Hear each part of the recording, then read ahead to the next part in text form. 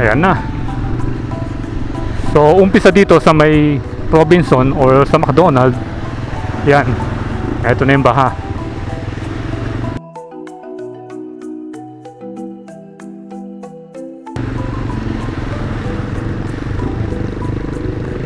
Hindi naman ganun kalalim. Pwede naman yung mga motor. Yun o, umaraw na naman.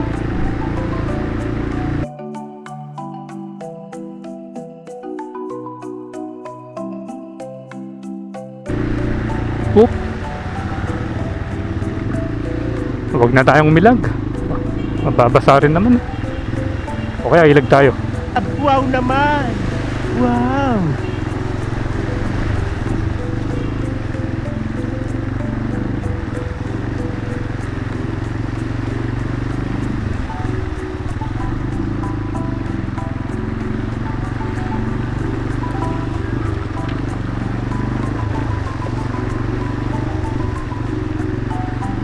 Ayun.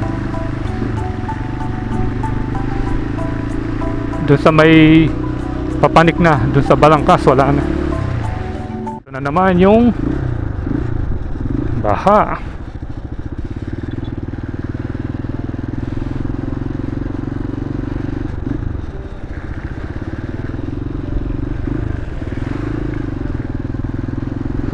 Naalala ko nung ginagawa yung kalsadang ito, dumaan kami nung mga 2020. Yun o, delikado, kamuntik-muntik kang maulog dun sa may drainage dun. What?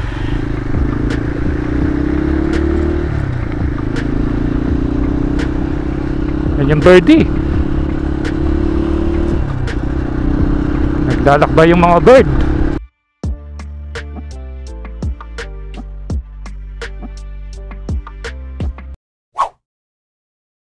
Dito tayo ngayon sa may Chaong Bridge. Yung kanina Santo Domingo, ito Chaong. Ayun o, nagbabangka si kuya. Dito halos mga baril yung ginagamit nila. Mga pellets.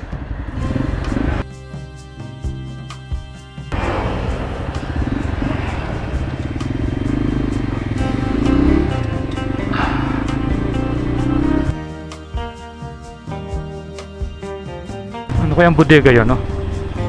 Abandoned na warehouse. Tingnan kaya natin. Pwede naman pumasok, oh. Parang runway.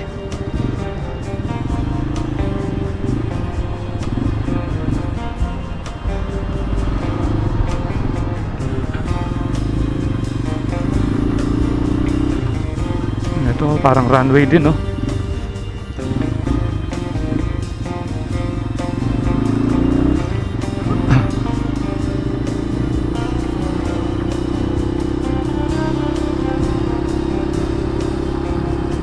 Lagi tayong dumadaan dito sa MacArthur pero ngayon lang natin napansin itong anong ito, warehouse na to, lumang warehouse.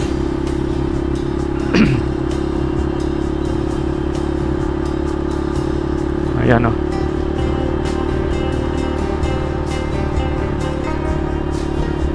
Pero in fairness maganda yung daan, no?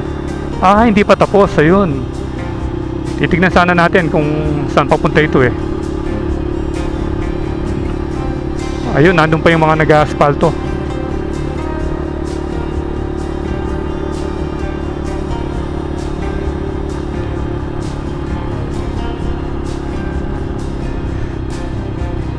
Tanungin natin si kuya.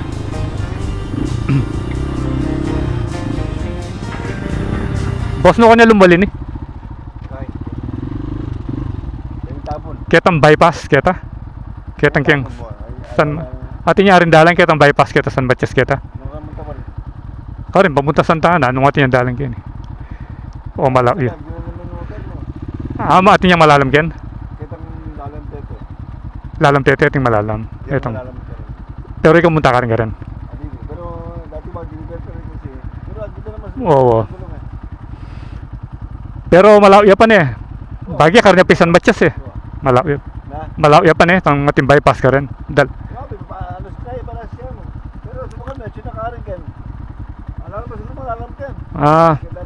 Oo.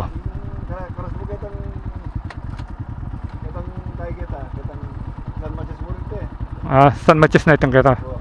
Manyang kita, manyang ka. Yung malalam mo kan, itang tete. Ay, itong kintete. Ay, itang expressway. Wow, balamit ang Quezon Fernando. Wala mata si Ken. Huwag ka nung Rusiyam, kaya nantutugi siguro. Balik ko pa. Balik pa kasi tayo. Oo. Lengke pa itong daling kening San Simon keni. Sige. Thank you. Ali, kaibat ko kaya magbalik ko keni. Bana ngayon dumurot ka rin. Sige boss, thank you.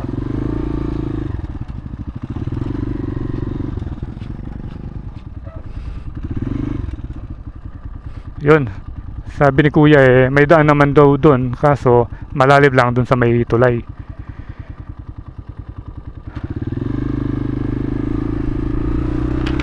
Balik tayo rito.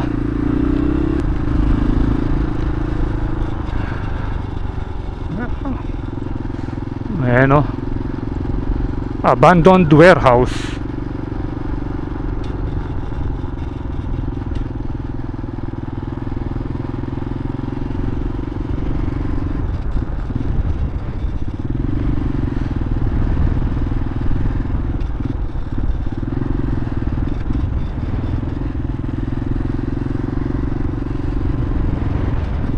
Picturean nga natin si Pongkan dito.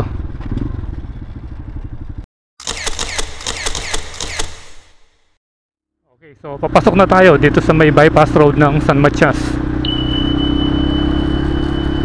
So sabi ni kuya kanina, mag-intersect din daw yung daan kung doon ka dumaan doon sa may bodega yung nakita natin.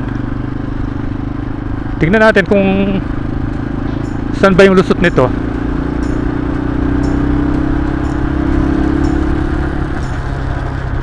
Tingnan natin kung pwedeng maging alternative route papunta dun sa San Simon na hindi ka nadadaan ng MacArthur Highway kung walang baha rito. Yan yung malalaman natin sa pagdaan natin dito sa San Matias Bypass Road. Ito na yung tulay, yung sinasabi ni kuya kanina.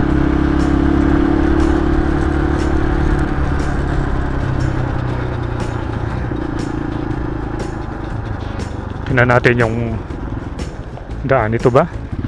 Baka ito yung sinasabi niya, dito ka lulusot. Pangit naman yung daan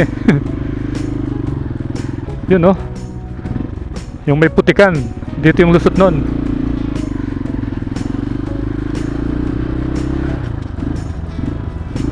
Kasi dito wala namang ibang kalsada dun lang. Ito, Pau River.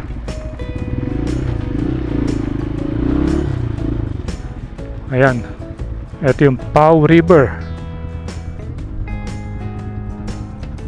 Bali, ito, Santo Tomas. Pau or Pau, Santo Rosario, Santo Tomas, Pampanga.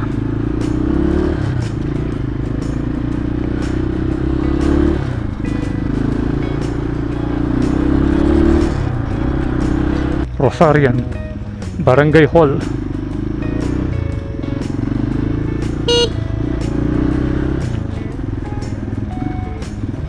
Ganda ng bahay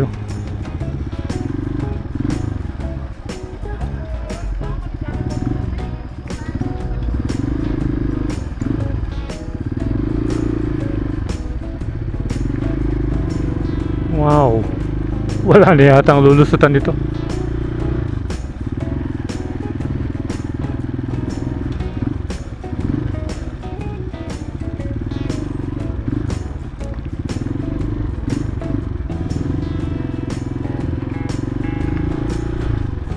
Ito, may kalsada rito. Loko na lumalindalan na ini. San Simon.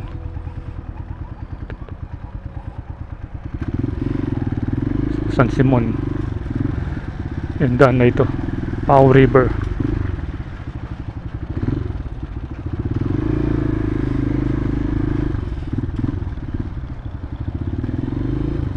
Malalam ya boss?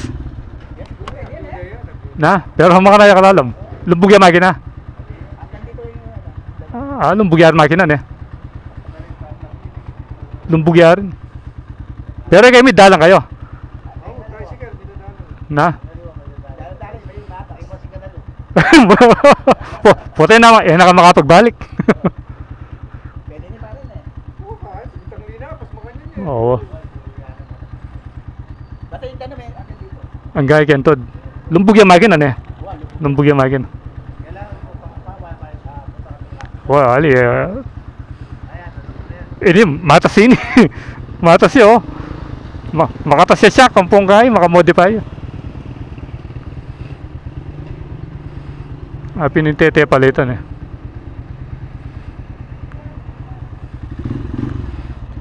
Hanggang tuhod daw. Lige. Kaya pa si buwang. Kaya pa. Wah, kaya pa si buwang kiyang albug eh. Poto, makaya.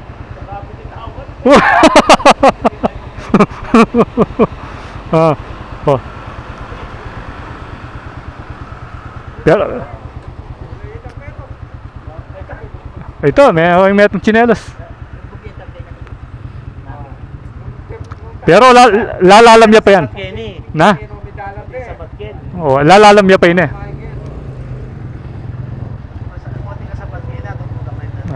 Oh. Oh, ito, may dalan na rin ano.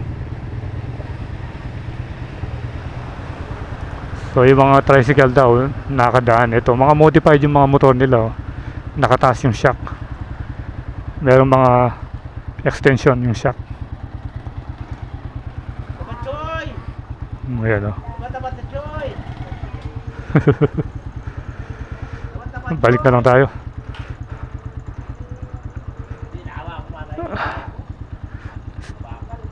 Sige boss, balik na ako mo.